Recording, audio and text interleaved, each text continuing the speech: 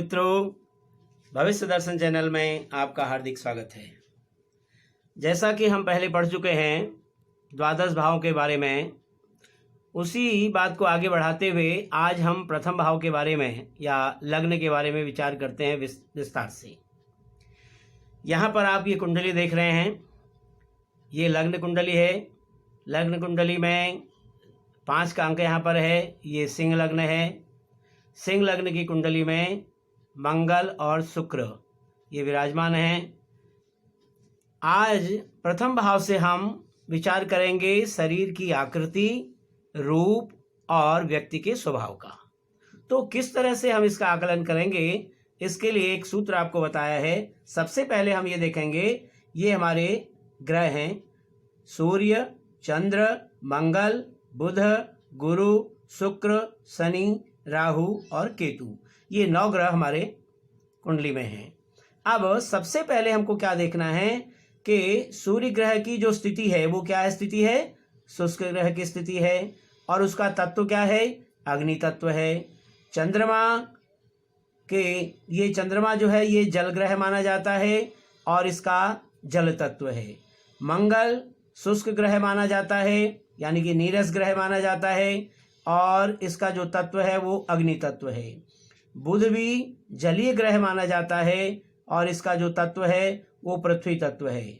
गुरु भी जलीय ग्रह माना जाता है, इसका जो तत्व है वो आकाश तत्व या तेज तत्व हम इसको कहते हैं। शुक्र भी जलीय ग्रह माना जाता है और इसका जो तत्व है वो भी जल तत्व है। शनि शुष्क ग्रह है, नीरस ग्रह है और इसका जो तत्व है वो वायु तत्व है। राहु जो है वो शनि के समान चलता है, यानी शुष्क तत्व और शुष्क स्थिति और वायु तत्व। केतु जो है वो मंगल के समान चलता है, शुष्क तत्व, शुष्क ग्रह और अग्नि तत्व। अब दूसरी बात आती है हमारी, जो हमारी 12 राशियां हैं ये भी हमें समझना जरूरी है। 12 राशियों में जैसे मेष राशि है, मेष राशि की संज्ञा जो होती है अग्नि संज्ञा है इसकी, और इसका जो आकार है वो ह्रस्व यानी कि छोटा आकार माना जाता है।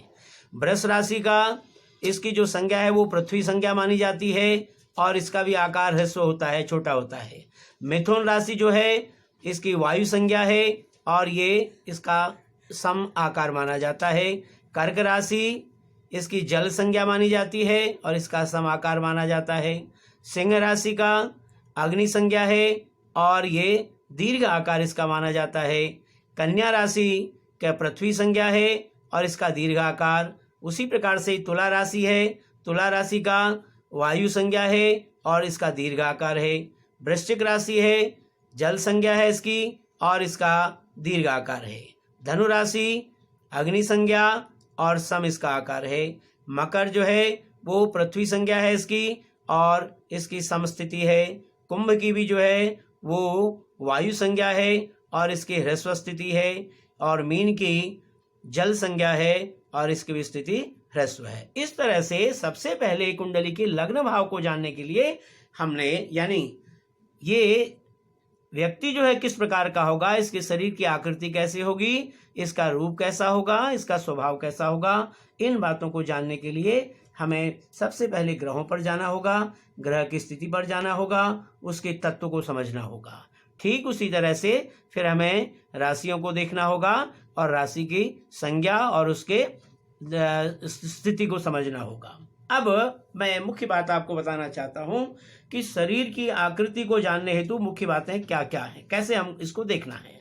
तो सबसे पहले हम ये देखेंगे कि लग्न राशि कैसी है, यानी कि लग्न में कौन सा, यहाँ पर ये अंक से आप जान सकते हैं कि यहाँ पर कौन सी राशि है। 5 का अंक है तो ये सिंह राशि हो गई, ये आपने स्थिति समझ ली। अब और ये सिंह राशि का स्वभाव कैसा है, सिंह राशि का स्वामी कैसा है? सूर्य है, जो शुष्क ग्रह है और अग्नि तत्व से ग्रहित है। अब दूसरी बात, लग्न में ग्रह की स्थिति क्या है। यहाँ पर आप लग्न में देख रहे हैं, यहाँ पर मंगल है और शुक्र है। इन दोनों ग्रहों की स्थिति को भी देखा जाएगा यदि यहाँ पर ग्रह होंगे तो, अन्यथा यदि ग्रह नहीं होंगे तो लग्न के स्वामी को हम देखेंगे। अब लग्नेश कैसा ग्रह है। अब ये जो लग्न का स्वामी है यहाँ पर सिंह, सिंह का स्वामी होता है सूर्य। सूर्य कैसा ग्रह है? ये शुष्क ग्रह और अग्नि तत्व है, ये बात आ गई। और दूसरी बात यह है कि लग्नेश बैठा कहाँ पर है। अब यहाँ पर ये लग्नेश को हम देखते हैं, लग्नेश जो है तृतीय भाव में बैठा है और शुक्र के घर में, यानी कि तुला राशि इसका स्वामी है शुक्र, तो शुक्र के घर में बैठा है। शुक्र जो है, शुक्र की जो जलीय स्थिति होती है और जल तत्व होता है। और लग्नेश के साथ कौन कौन से ग्रह बैठे हैं, यहाँ पर ये लग्नेश सूर्य है, सूर्य के साथ यहाँ पर बृहस्पति की स्थिति है। तो इन चीजों को भी हमें देखना है। दूसरी बात ये देखनी है कि लग्न पर किसकी दृष्टि है, कौन कौन से ग्रहों की दृष्टि लग्न पर पड़ती है। इन तमाम सारी बातों को देख करके फिर हम व्यक्ति के शरीर की आकृति, उसके रूप और उसके स्वभाव को जान सकते हैं। अब हम अगला इस बात को और हम डिटेल से समझने के लिए, विस्तार से समझने के लिए दूसरी कुंडली का आकलन करते हैं।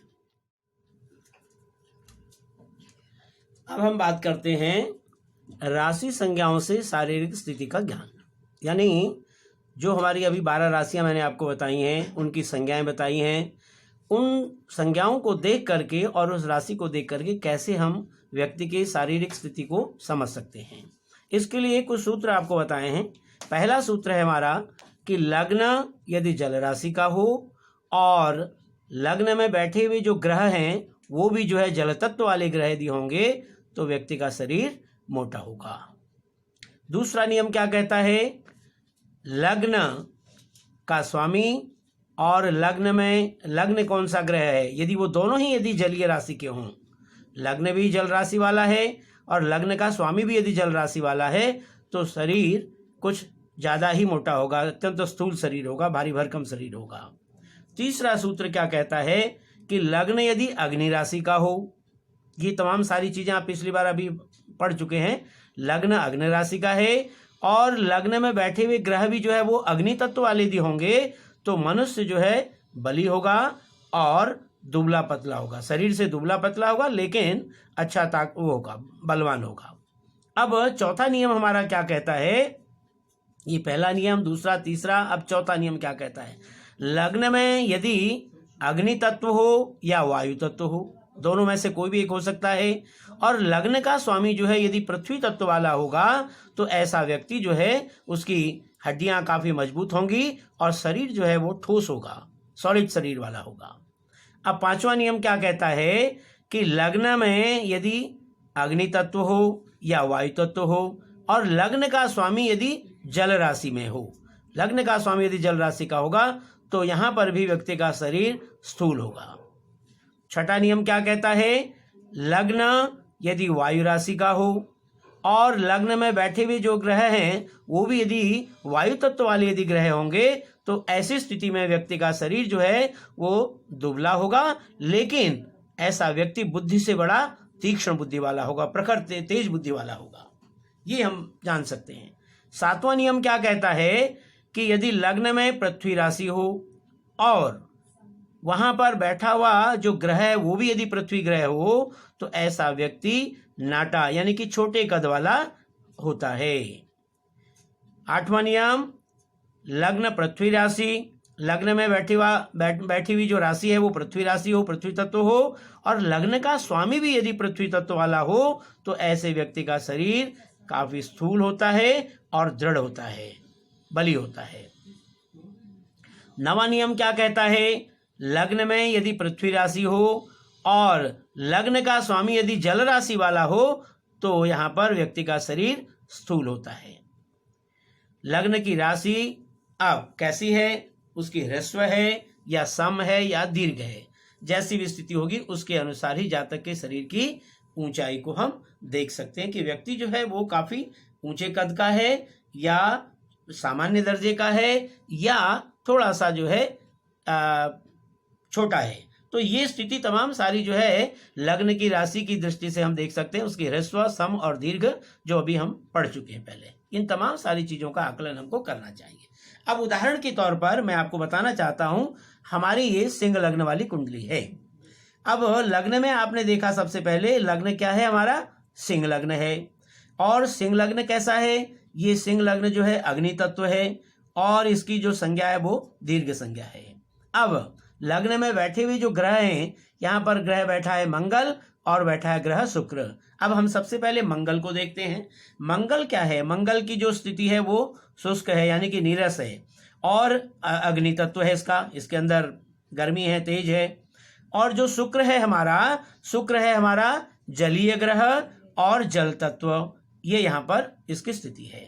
अब आती है बात लग्न के अधिपति की।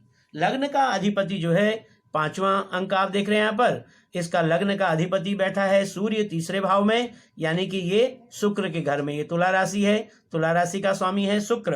अब हम ये देखेंगे कि शुक्र की क्या स्थिति है। तो शुक्र जो है वो जल तत्व वाला होता है, और तो इसीलिए जो है लग्नेश जो है सूर्य वो अपने जल तत्व की राशि में यहाँ पर विद्यमान है। अब एक चीज और है, यहाँ पर जो लग्नेश है सूर्य के साथ और कौन सा ग्रह बैठा हुआ है? सूर्य के साथ बैठा हुआ है यहाँ पर गुरु। अब हम गुरु के ऊपर भी विचार करेंगे।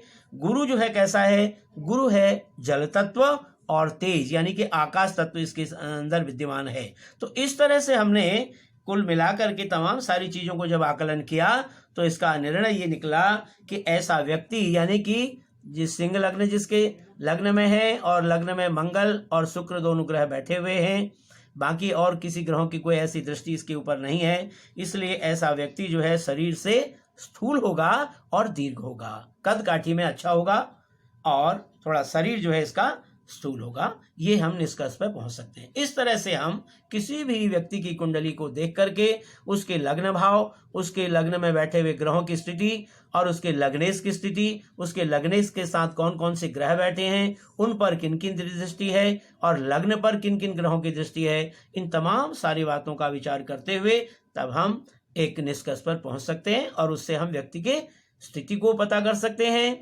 उसके स्वभाव को पता कर सकते हैं और उसके गुण या उसके अंदर दोष क्या हैं, इन तमाम सारी चीजों को जान सकते हैं। धन्यवाद।